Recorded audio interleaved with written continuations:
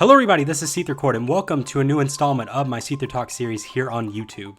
And I just want to say that for today's SeetherTalks episode, I'm going to be saying some things that might get me a lot of criticism.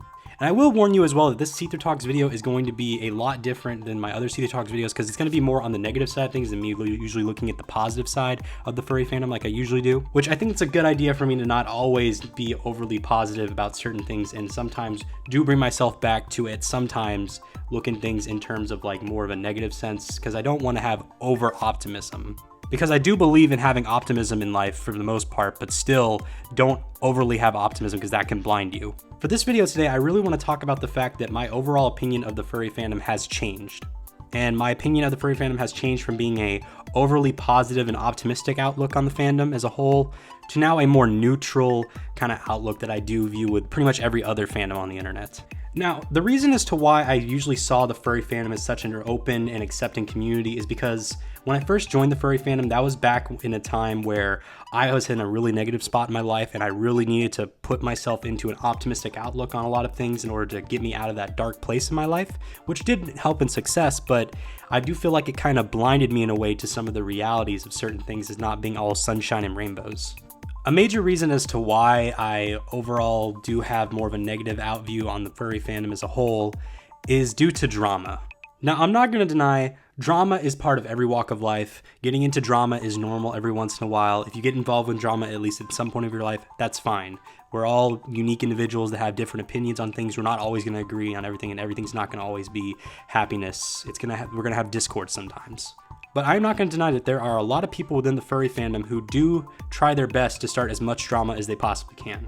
A lot of it can be for attention seeking, a lot of it can be for getting sympathy from a lot of other people, to also trying to get things or certain things out of other people as well. And back then I always thought that those people were few and far between within the furry fandom, but as time goes by, I kind of see that's actually quite a few people. Not all people, but just quite a few people to the point where it actually makes the furry fandom be kind of unenjoyable for me at times. And you can see a lot of this through chat groups such as through Skype, Discord, Telegram, etc., etc. And actually, now that I think about it, there's actually a lot of furry drama within Facebook. Thank God I don't use Facebook that much. Another major reason as to why I don't feel that good about the furry fandom as a whole that much anymore is because there are quite a bit of furries that do come off as pretty creepy / unbearing to me. Through my few years I've been in the furry fandom, there are quite a few who have come off as kind of creepy and sort of pedophilic-ish back when I was in the furry fandom before I turned 18. Yeah!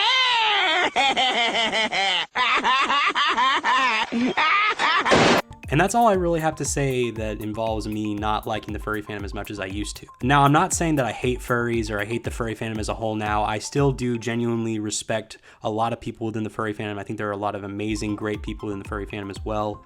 One major example of what I really admire in the furry fandom is how you can feel a sense of acceptance to an extent with a lot of great people. As well as when it comes to conventions, a lot of them have raised a lot of money for charity, which I also really admire as well. And also, I really do appreciate a lot of the creative people within the furry fandom who express themselves through anthropomorphic animals, be it through music, art, fursuits, YouTube videos even. Any form of artwork, I can appreciate using anthropomorphic animals to help you express yourselves in your own unique way artistically. So that pretty much wraps up this SeetherTalks video about my current thoughts about the furry fandom I have now. Once again, I am saying that I don't think that the furry fandom is the worst fandom ever. I'm not saying that I hate the fandom. I'm just saying I view it as I do a lot of other fandoms as well. And one other last thing I want to clear out of the way, that when it comes to the actual aspect of being a furry, I do love that concept. It's just when it comes to the actual community of furries, that's where I've now have become mixed. I want to apologize if this video does come off as a little bit too negative for me in this video. I usually don't do that, but I really wanted to get this out there for my personal opinion of how now I feel about the furry fandom these days. Just know that if you didn't enjoy it, know that not every video is going to be like this.